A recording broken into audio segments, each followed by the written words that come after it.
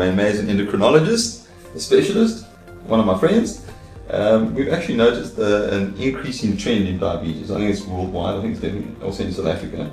Many of the clients are on glucophage or metformin, so they are taking medication for their diabetes that is being given to them by their GPs. But yet, their diabetes levels, their insulin levels are sitting above 8, 9, even sometimes even as high as 10. Is there a correlation between stress and diabetes? So stress will definitely, so there's two components. Will stress cause diabetes? Will stress aggravate diabetes? We'll go with the second one first. Stress will definitely aggravate diabetes. And the reason for that is sugar in the blood will come from two places. One, what you eat. Two, from your liver. So the liver is important. So even if you eat no sugar, you go on a starvation diet for 2 days, your sugar can still be high. And that's because the liver still makes it. So what tells the liver to make sugar is there's stress hormones can do it, so like cortisol, adrenaline, those things can drive your sugar or drive your liver to make more sugar. So it often happens overnight. So people don't sleep well because they're stressed, they're worried. So they can go to bed with a sugar of 7 and they can wake up a sugar of 12. Wow. And they haven't eaten anything. Yeah. And that's just purely the stress at night or things that are causing stress, pushing up the hormones, pushing up their sugars. So stress can increase your cortisol, adrenaline, get your liver to make more sugar, and up goes your level. So it can definitely aggravate it.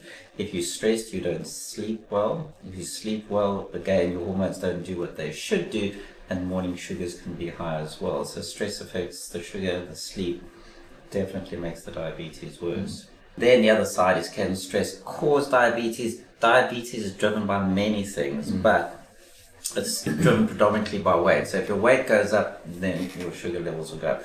So stress itself is not going to cause diabetes, but it can aggravate things that are going to put you at risk for diabetes, definitely. So, obviously you've seen thousands of patients, really. So, would you say people that are stressed have a certain eating pattern? So if you do stress, your eating patterns are going to be out completely. So people are rushing out the door, they don't eat breakfast, then they suddenly realize they're hungry mid-morning, and then they start snacking whatever's in sight. So food choices are not good.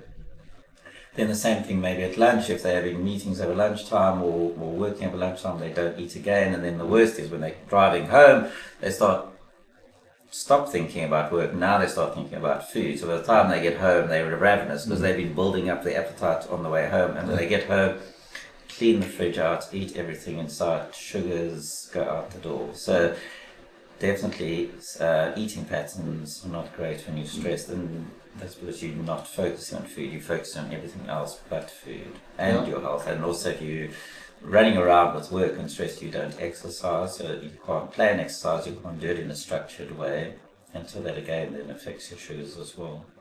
Yeah, for me, working in the financial services industry quite a while, we've seen a lot of diabetes-related heart attacks, kidney problems, stroke. I'm sure you've seen a lot of that as well. Yes. Diabetes causes.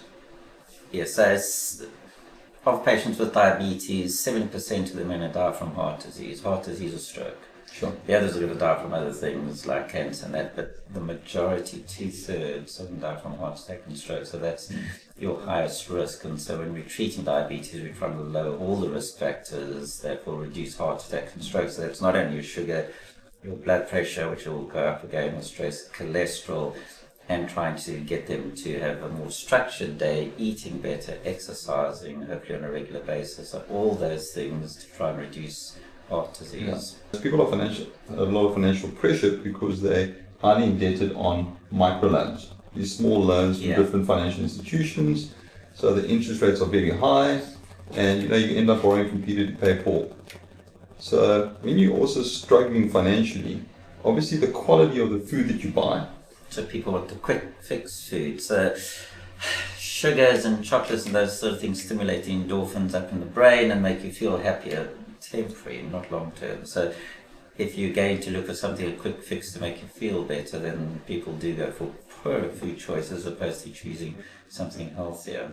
You got to choose things that are simpler sugar, so white breads, yes, and all the things that are and the fizzy drinks need to go. So the quick fixes. as opposed to something that's more sustainable. And I think people have more time to think about what they were eating, they then potentially go for the better choices, but under pressure, poor decisions. Yeah.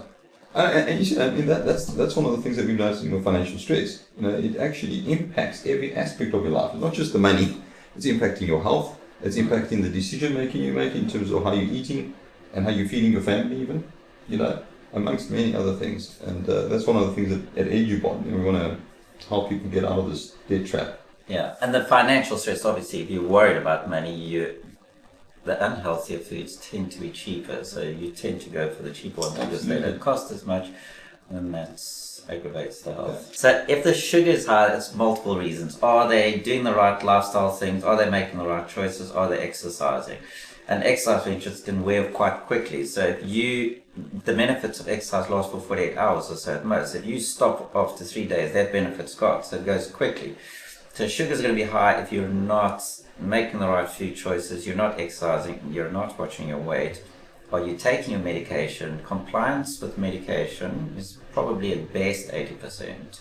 So some patients who are on tablets but just don't take them. And that also may be influenced by stress. If you're running around and you've got other things on your mind, you don't always remember tablets. And certainly patients on insulin, we know that often they're running around, they forget the insulin pens at home, they don't have it with them. So compliance, for various reasons, is a big issue. So lifestyle, compliance on medications. The other big problem, what can happen over time, is that diabetes is progressive, so it tends to get worse. And that's because your pancreas is slowly running out of insulin. How quickly it runs out of insulin depends what you're doing with medication, diet, exercise, and weight. If those things you're not looking after, your pancreas will run out of insulin quicker, which means your sugar levels will start to drift and they can go up. You mentioned exercise quite a few times. Is that because doing exercise, is it any form of exercise? Can it be a walk around the block? Does it have to be in a gym? So when we talk exercise, there's aerobic and then there's sort of strength training exercise, and it's always been debated, is one more important than another, or should you just be doing both? But certainly aerobic is good, and so you don't have to go to gyms. You can be walking, you can take stairs, you can do the usual things, monitor with pedometer and try and get to the sort of 10,000 steps a day. But it's got to be something that you do regularly, as I say, otherwise it wears off after 48 hours. So if you do it once a week, that's not going to be enough. So if you think a big run once a week is going to do enough for your sugars, it won't. It's got to be minimum every second day. It doesn't, if you want to do half an hour, you don't have to do half an hour in one go. You can do 10 minutes in the morning, 10 minutes in the afternoon, 10 minutes at night, and that's your 30 minutes it's additive if you do it throughout the day. It doesn't have to be all in one go. But it's got to be regular, and it's got to be preferably something you enjoy, because if you don't enjoy it, you're not going to do it. If I tell you go to the gym and do a lot of weights and you don't enjoy it, you won't go back. Would you recommend people go for a diabetes test or check for your blood sugar test? Yeah, so there are guidelines in terms of who's at higher risk, in which case you would test those people. So if you're more than 45, you should be tested. If you're overweight, you should be tested. If you've got any blood pressure or cholesterol problems, then you should be tested. If you've ever had a heart attack or stroke, definitely.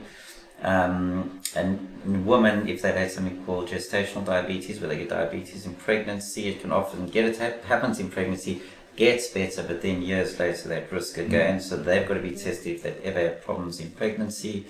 And then the other one is women who have something called polycystic ovarian syndrome, which is a clustering of irregular periods. They get raised testosterone or skin problems, and they can get little cysts on the ovaries. So that's fairly common. About 7 to 15% of women get it, so not that uncommon, and they're at high risk for diabetes as well. So those are the ones who are high risk that you want to test. In terms of symptoms from diabetes, if your sugars go quite high, you tend to get thirsty, so you drink a lot of water, pass a lot of urine. You can get blurred vision, tiredness. So those are the sort of symptoms if you've got high sugar. If you don't have the symptoms, then the at-risk groups that we've spoken about. Okay. And the numbers are huge in terms of increases in diabetes. So I think we're sitting, about 9.5% of the population in South Africa. Only half of them know that they've got diabetes. So there's quite a lot, and that's going to increase. I think in America, they predict in 2050 about half the population will be diabetic. So that's crazy. huge. That's crazy. If it continues in current trends, yeah. Absolutely. So your recommendations are check your levels, try and do some exercise. Regular exercise. Yeah. Watch the weight, obviously. Food choices. Food choices. What you're snacking. Yeah. Better snack choices here. Yes, thanks, Wayne. We hope our audience will learn something through this from Wayne, and they can ask us some questions and take better care of themselves. Thank you.